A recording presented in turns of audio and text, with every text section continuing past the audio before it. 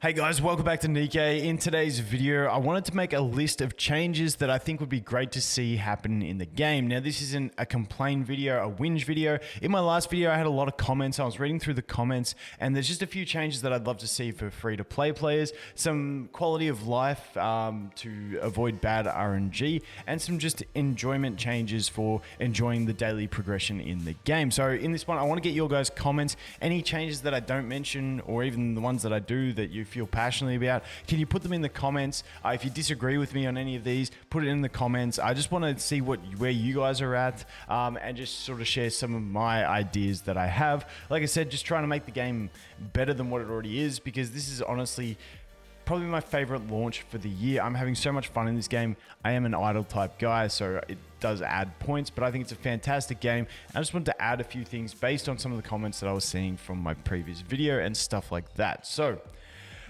the first one I want to go through is the simulation room. Now, I just find on the daily, I enjoy doing everything in the game except the simulation room. I just find it to be tedious, not enjoyable. It doesn't like fill me with want to do every day, except that I need those rewards, so I have to do it. Now, for me, with labyrinth type modes in games, that has always been the case. I always do them.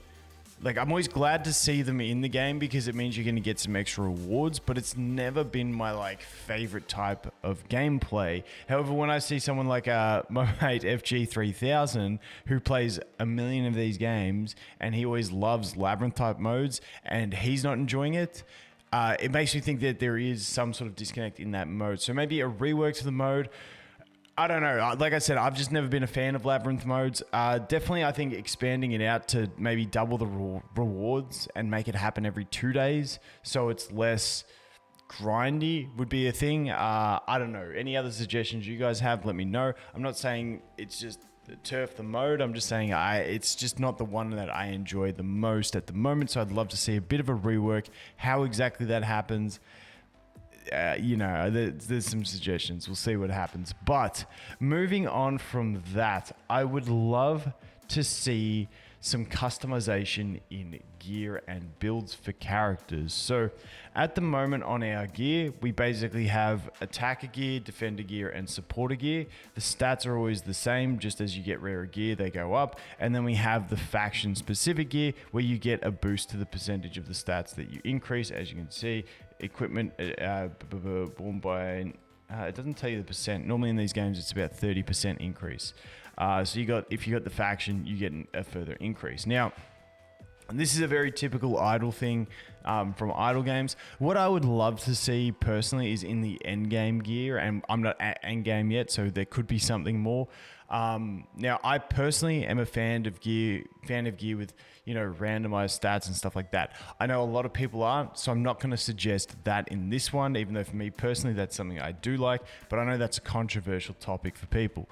What I would like to see at least is gear sets. So maybe you get gear sets that, you got your standard, attack rate, crit damage, but maybe sets with different effects, some with charge effects, some with reload effects, stuff like that, so you can customize your character based on gear. And maybe the sets would have because we only have 4 pieces of gear, maybe you could have a 1-piece bonus, a 2-piece bonus, 3-piece, and 4-piece, which scales up, where the 4-piece is way better, but the 1-piece maybe gives you a little bit so that you can still customize around. Because normally when you have gear sets, it's on 6 pieces of gear, so you can customize sets.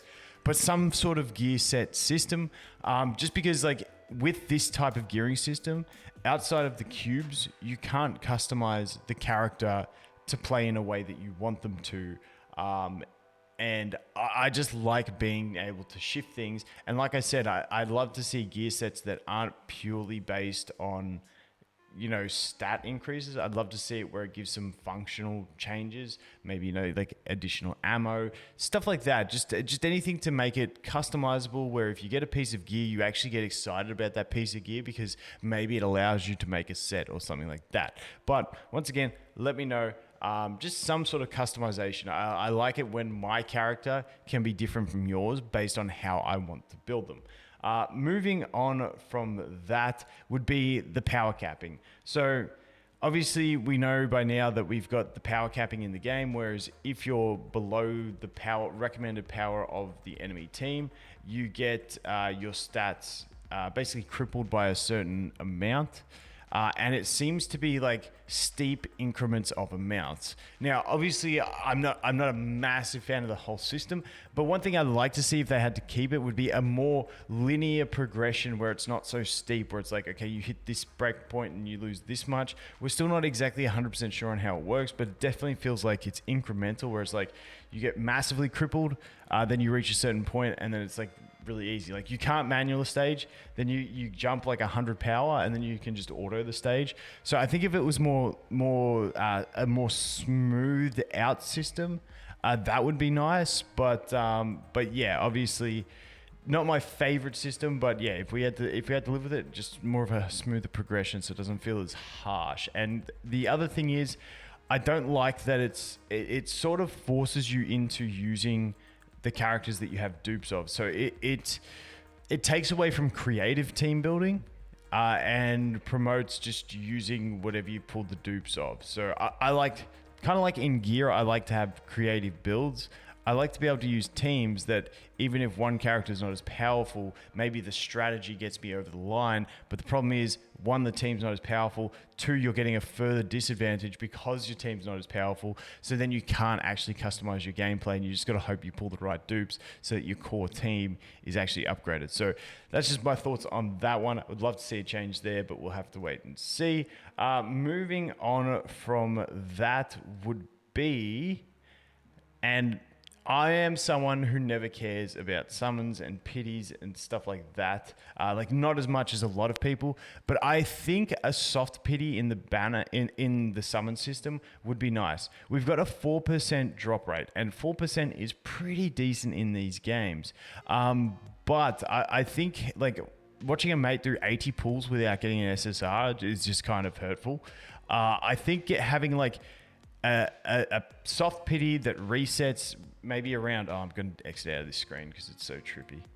I think like a soft pity around 40 or 50 summons, where if you go 50 summons without getting, or 40 or 50 summons without getting an SSR, you just get a pity SSR. But if you're at 20 summons and you get an SSR, that pity resets. I feel like that type of system could be fine, just to avoid that horrible bad luck situation, because no one likes that. That's what ruins your experience in a game, is when you get incredibly bad luck and it sort of cripples your gameplay and just puts a sour taste in your mouth. In general, 4% rates, pretty solid. You're going to be seeing frequent-ish SSRs, but yeah, having that pity to avoid that real bad luck case that just turns someone completely off, I think is an important thing to have. So I definitely think a soft pity like that would be nice, where it's like you just get it like, and like you could put them on both banners, one banner, anything. Obviously you wouldn't put it on friendship banners because I don't think those things need pities myself, but yeah, something like that.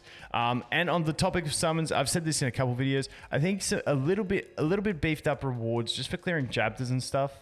It just, one summon for clearing a chapter, it just doesn't feel rewarding, if that makes sense, especially when you get into further chapters and it's taking you like 3-4 days or more to clear a chapter, and then you clear the chapter, like, congratulations, here's one summon.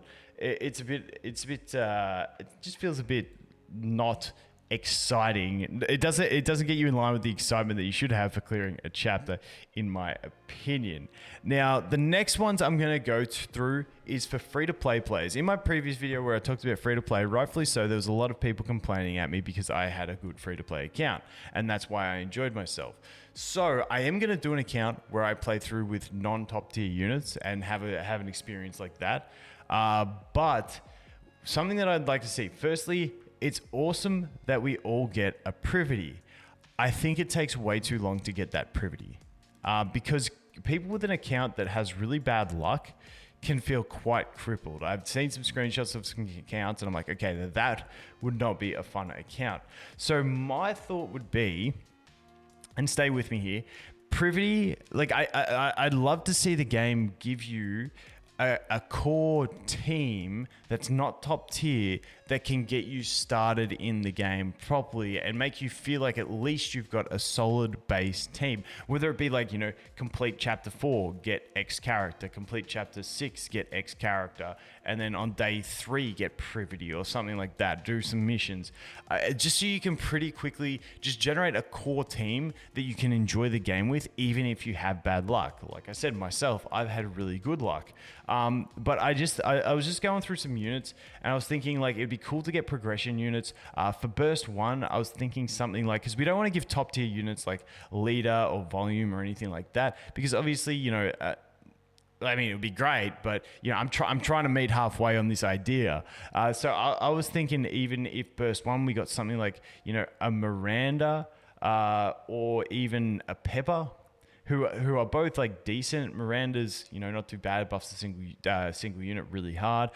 Pepper's pretty solid actually. I really do enjoy my Pepper. But those two, they're not like the top tier like leader and volume, but they're still solid units and people can just find some enjoyment in them. I think those would be good options. And then for a burst 2 unit, I'm thinking something like, obviously we don't want to do dollar to everyone because dollar is the meta at the moment. Maybe something like Signal or Uni or Adme or Novel or something like that. Just one of those units that are, decent. You feel good about them, but they're not completely broken. I feel like if we could have progression where in your first 3 to 4 days, you can actually grind out and progress through chapters or something and build that sort of core where you've got a solid 20-second burst 1, a solid 20-second burst 2, and then you get that Privity, which is a solid burst 3. Then the person with the worst luck on earth could throw a Rappy in if they had to, and then maybe whatever SSR they pulled. And that just at least gets you into a solid core base team that's enjoyable. Like I said, a lot of this stuff is just about avoiding those people that just get unlucky and then hate the game due to bad luck. A soft pity and a basic team progression gifting type system where it's just like it gets you set up, I think would do a lot to keep people in who have had the bad luck and not make bad luck a reason that people just drop out because they're like, okay, I've done 100 summons and I've got 2 SSRs and they're both bad and I can't build a team. What's the point anymore? That's just the idea behind that. But anyway, guys, that is going to be my ideas, my suggestions. Like I said, let me know in the comments what you guys think. Anything else, I'll definitely be taking notes. I like checking comments to find out stuff like that. Like I said, the previous video was a big driver for these last couple of things like the pity and the free-to-play progression units. But once again, leave your comments. Thanks for watching. Hope you have an awesome day and I look forward to seeing the next one. Cheers.